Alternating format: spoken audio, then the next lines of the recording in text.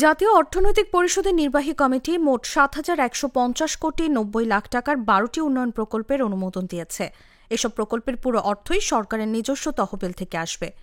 সোমবার পরিকল্পনা কমিশন চত্বরে এনইসি সম্মেলন কক্ষে অনুষ্ঠিত সভায় সভাপতিত্ব করেন প্রধান উপদেষ্টা ও একনিকের চেয়ারপারসন ড মোহাম্মদ ইউনুস। সভায় নতুন ৯টি, সংশোধিত ২টি এবং ব্যয় না বাড়িয়ে মেয়াদ বাড়ানোর একটি প্রকল্প অনুমোদন দেওয়া হয়।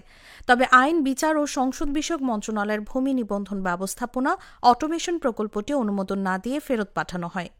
সভায় উপস্থিত ছিলেন পরিকল্পনা উপদেষ্টা ওয়াহিদ উদ্দিন মাহমুদ, আইন, বিচার ও সংসদ বিষয়ক এবং প্রবাসী কল্যাণ উপদেষ্টা ড আসিফ নজরুল, স্বরাষ্ট্র ও কৃষি উপদেষ্টা লেফটেন্যান্ট জেনারেল অবসরপ্রাপ্ত মোহাম্মদ জাহাঙ্গীর আলম চৌধুরী, শিল্প ও গৃহায়ন উপদেষ্টা আদিলুর রহমান খান, বিদ্যুৎ, জ্বালানি, সড়ক পরিবহন ও রেলপথ উপদেষ্টা মোহাম্মদ ফাউজুল কবির খান, পরিবেশ ও পানি সম্পদ উপদেষ্টা সৈয়দা রিজওয়ানা হাসান, স্থানীয় সরকার ও যুব উপদেষ্টা আসিফ মাহমুদ সজীব ভূঁইয়া, স্বাস্থ্য উপদেষ্টা নূরজাহান বেগম, দুর্যোগ ব্যবস্থাপনা ও মুক্তিযুদ্ধ উপদেষ্টা ফারুক আজম এবং পররাষ্ট্র উপদেষ্টা মোহাম্মদ তৌহিদ হোসেন সহ বিভিন্ন মন্ত্রণালয়ের উচ্চপদস্থ কর্মকর্তারা।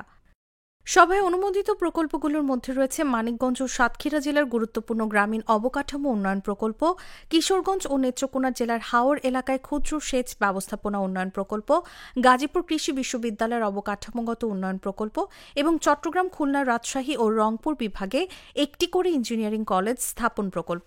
এছাড়া ঢাকাস্থ সোহরাওয়ার্দী উদ্যানে স্বাধীনতা স্তম্ভ নির্মাণ প্রকল্প এবং স্বাস্থ্য খাতের 3টি প্রকল্প অনুমোদিত হয়। এর মধ্যে রয়েছে সমাপ্ত চতুর্থ সেক্টর কর্মসূচির অসমাপ্ত মা, শিশু ও প্রজনন স্বাস্থ্যসেবা কার্যক্রম বাস্তবায়ন, স্বাস্থ্য শিক্ষা অধিদপ্তর, নিপোর্ট ও নার্সিং অধিদপ্তরের সমন্বিত উন্নয়ন এবং বিভিন্ন চলমান কর্মসূচির অসমাপ্ত কাজ সম্পন্ন করার প্রকল্প।